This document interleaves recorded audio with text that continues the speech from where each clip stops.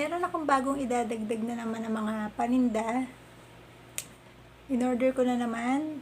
Pandagdag to sa mga paninda ko na wala na. So, guys, tingnan muna natin kung ano yung mga paninda na yan.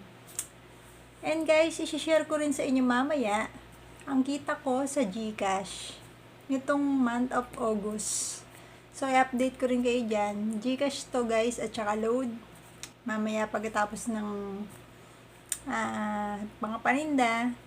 So, malalaman nyo guys kung magkano kita ko itong buwan na to. Itong buwan ng August. Load at GCash. Kung nakamagkano ako sa buwan ng August. So, share ko rin yan sa inyo. So, yan. May bubuksan uli para malaman kung ano naman mga paninda to. Ito pa.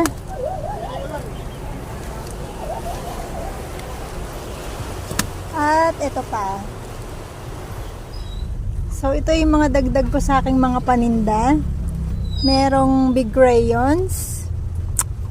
Kung napapansin nyo, puro pambabae kasi meron pa akong panlalaki na characters. Kaya, babae lang muna ang in-order ko. 6 na box yan. 2 Sophia, 2 Frozen, 2 Hello Kitty. At mayroon ding yoyo na bakal, cord ng iPhone, at Mongol na mataba, yung XL. So, itong big crayon na yan, ang benta ko niyan ay 75. So, ang puhunan dyan ay 39. So, guys, sa 39, naka-free shipping ako dyan. Pero kung may shipping fee naman yan, 38. Yung 6 na yan, may shipping fee na 38. Pero, ginamit ko yung free shipping, kaya ang naging puhunan ko lang ay 39. So, alam nyo na guys, no? Add nyo lang naman yung free shipping na 38 dun sa kabuuan ng total ng in-order nyo. Tapos saka nyo i-divide yan sa 6 kagaya nya, no? 6 na big crayon. Total nyo muna yung yung basta pag in-order naman natin yan, pag may shipping fee, naka-add na yun eh. So, divide nyo lang guys sa items na yan. So, yun ang magiging pinaka-capital nyo. Kagaya nito, wala tong shipping fee. So, pumapatak lang na 39 ng isa, wala yung shipping fee. So, kaya ang kita ko dyan ay 36. Kasi ang benta ko ay 75. So, kung may shipping fee yan guys, malamang lagpas ng 39 ng magiging puhunan. Baka mga nasa mga kasi yung 38 palagay mong i-divide mo sa 6 pa yan. Baka umabot pa ako guys sa mga 45 something siguro. Pero may kita ka pa rin. Baka mga 20 na lang. Hindi kagaya ng yan, naka-shipping fee ako, kaya mga 36 pa yung kita ko. So, ito namang yoyo. Free shipping din to. 38 din yan kapag may shipping fee. So, ginamit ko yung shipping fee niyan. Ito ring cord. 38 din yan pag na may shipping fee. Ito ring Mongol na XL. Pero, ginamit ko talaga guys yung mga free shipping niyan. Kaya, hindi na na-add yung mga shipping fee na 38. So, yung 4 na yan guys, may shipping fee na 38 pero hindi yan na-charge sa akin kasi ginamit ko yung free shipping. So, yan naman guys yung yoyo na yan. Umorder ako ng 20 pieces. Dinivide ko sa 20 in total niyan. So, 19.70. So, pag ganun guys, round up na lang. Palagay natin 20 na lang yan. 20 ang capital niyan, 20 ang puhunan. Ang benta ko niyan 30. So, may kita dyan na 10. Ito namang cord ng iPhone. So, yan. Yung cord ng iPhone na yan. Umorder lang ako ng 6 yan. 6 lang guys kasi hindi naman masyadong fast moving. Wala na talaga ako kasi guys kahit isa. Kaya, yan, order ako 6. Pero kung meron pa naman ako guys, hindi pa ako order kasi hindi nga fast moving. So, ang puhunan 33. So, sa 33 guys, naka-free shipping ako dun wala akong shipping fee. So, ang benta ko niyan 60, kaya may kita ko dyan 27. Ito namang Mongol. Ang 2 box lang yan guys. So, per piraso kasi pag binenta yan. So, sa per piraso guys, dinivide ko sa 12 sa 24 kasi 2 box yan eh. yung yung total ng ano na yan. So pumapatak na 10.41 ang isang piraso, guys. So round up na lang uli sa 11. Palagay natin 11 ang puhunan ng isang piraso niyan. Ang benta niyan ay 15 isang piraso. So may kita diyan na 4 kada piraso. So maliit lang ang kita diyan sa ganyang Mongol na lapis. Ito naman ay double adhesive tape. So umorder ako ng tag-4 na roll ng magkaibang sukat. So ito medyo malapad, ang sukat niyan ay 3/4. Ito namang medyo bakitid, ang sukat niyan ay 1/8. Ay 1/2. 1/2 pala ang tawag diyan. Ito ay 3/4. Ito ay 1/2. So sa isang roll, itong 1/2 meron siyang 1 dozen. Ito namang 3/4, 8 lang ang laman niya sa isang roll. So, ang puhunan nito, 120 kada roll. Itong 3/4, 120. Itong 1/2, 120 rin isang roll. So, kung 120 guys, 120 divide 8. Kasi 8 yung laman ng 3/4. So, papatak yan guys ng 15 kada piraso. So, kung 15 kada piraso, kasi ang benta ko niyan 30. So, may kita ako dyan 15 sa isang piraso. Kasi pang 30 ang benta niyan kada isang piraso. Ito namang 1/2, ang benta ko niyan 20 kada isang piraso. So, sa 120 divide mo yan sa 12, papatak yan na 10 pesos ang puhunan kada isa. So, ang benta niyan ay 20. So, may kita ka dyan na 10 kada isa. So guys, kung tatanungin nyo naman yung shipping fee, meron siyang shipping fee na 38, pero ginamit ko uli yung aking free shipping, kaya wala akong shipping fee dyan. Kaya kung ano yung nakalagay na 120, hindi ko na yung a-add ng shipping fee kasi wala nga, hindi ko naman ginamit ko yung free shipping, kaya hindi ko na yun i-apply dyan. Kaya ayan, maganda kasi nga maganda ang kita natin dito sa 3/4, 15 yung puhunan, 15 rin yung kita. Dito naman sa 1/2, 10 ang puhunan, 10 din ang kita. So, parang kalahati guys ang kita mo dyan pag ganyan. Kasi, parang na-discount ako dun sa free shipping. May shipping fee dapat yan, 38, pero may free shipping na, ginamit ko yon, kaya yan, hindi ako na-charge ng shipping fee. So, ito ay 20 pieces na baby wipes.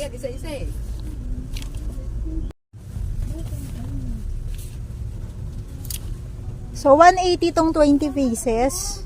So, 180 divide 20 is 9. 9 ang isa nito sa puhunan. Ang benta niyan 25 ang isa. So, ang kita dyan ay 16. So, free shipping to. Kaya 180 lang siya lahat. Kasi pag may shipping fee siya, 45 ang shipping fee niyan. So ginamit ko yung free shipping kaya 180 lang. So kapag 180 plus 45, magiging 225 yan kapag may shipping fee. So maaaring hindi lang 9 ang puhunan mo kapag ganoon. So free shipping kaya 9 lang. So guys, yan nga ang mga paninda na i-add ko na naman sa mga kulang sa tindahan. At syempre guys, may i-share nga ako sa inyo na tungkol sa load at GCash. Kasi every month nga, gusto ko rin ina-update kayo kung ano yung kinikita ko sa load at GCash para magkaroon kayo ng idea kung magkano nga ba kinikita sa load at GCash. Kasi guys, depende rin yan sa location natin eh. Kaya guys, kung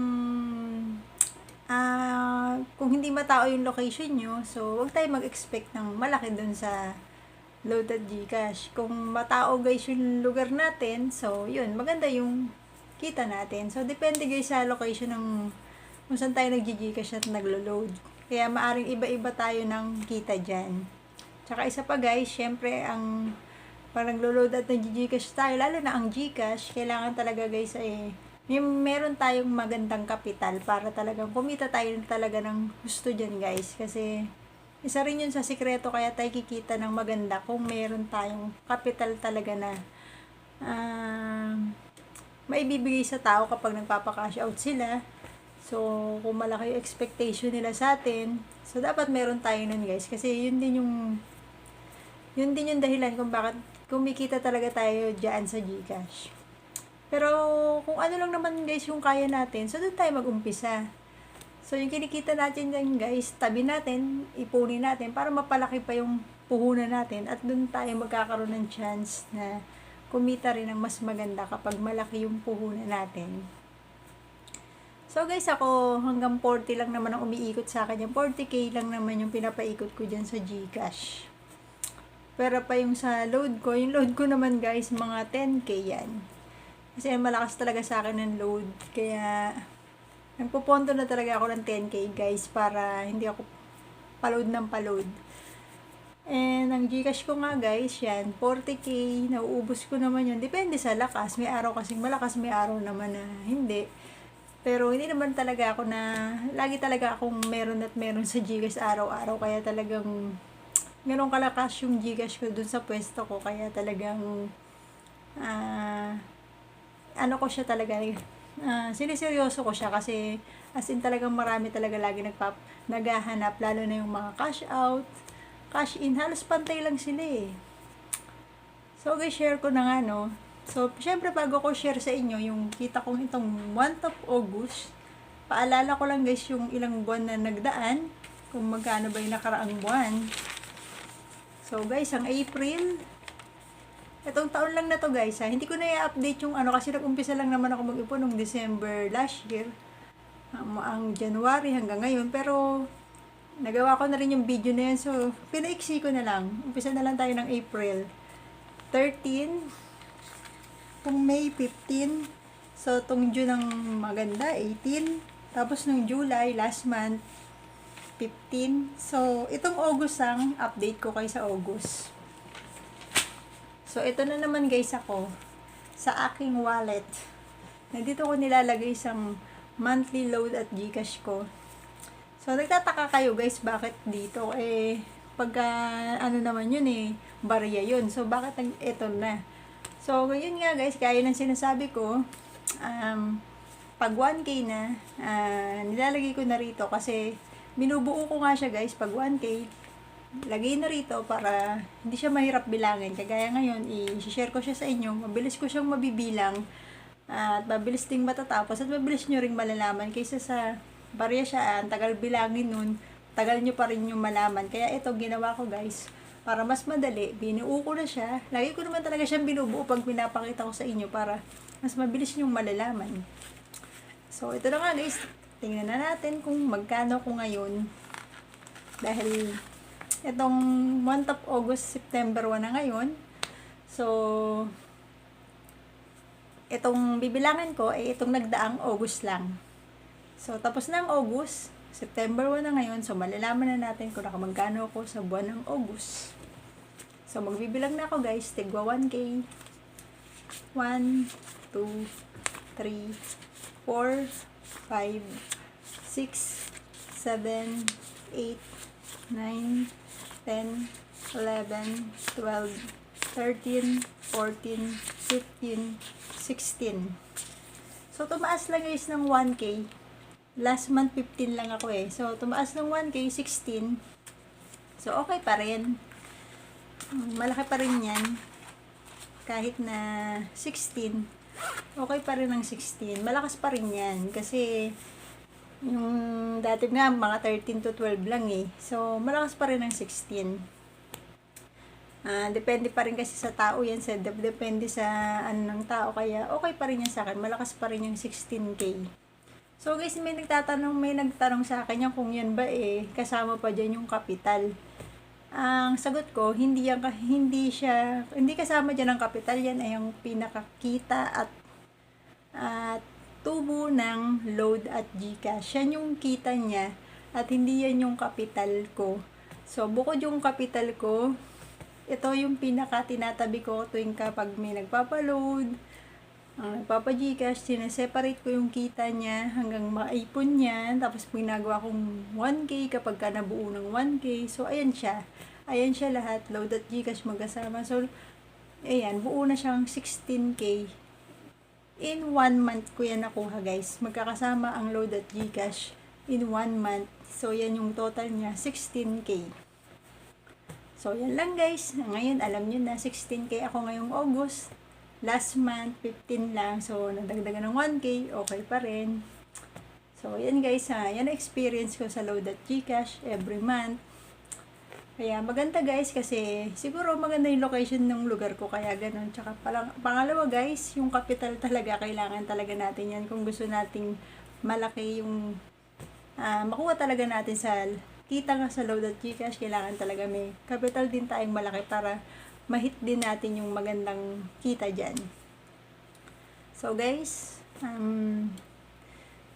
thanks for watching. Don't forget to like and subscribe to my channel. Bye-bye!